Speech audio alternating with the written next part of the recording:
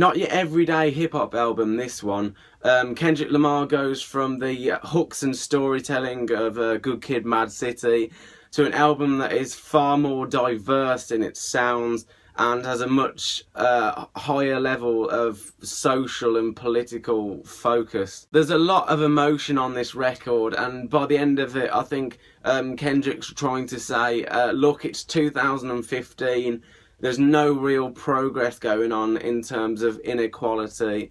With what's happened in the last year, there's a lot of despair in there, you know.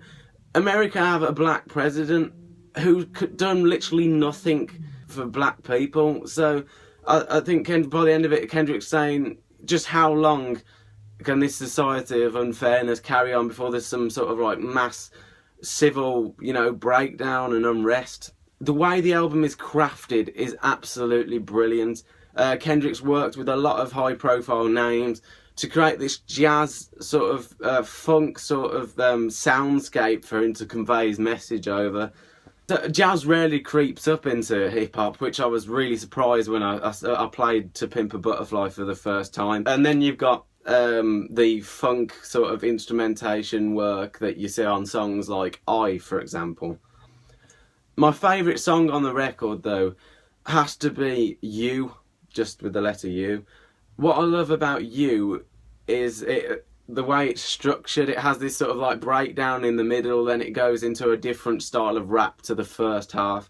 But Kendrick Lamar sings, loving you is complicated, but right at the end he ups the pitch of his voice. So it goes a bit like, loving you is complicated.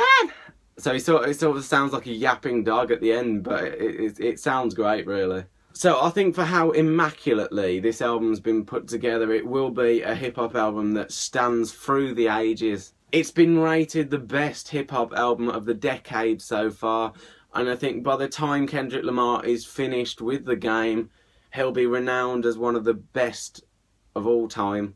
I don't think anyone will be able to take it away from him by the end of his career. Where does Kendrick Lamar go next? Who knows, but he's got a massive repertoire of rapping technique to, you know, take it in any direction he wants. He can rap really slow, really fast, high pitch, low pitch, angry, sad, you know, absolutely brilliant technically.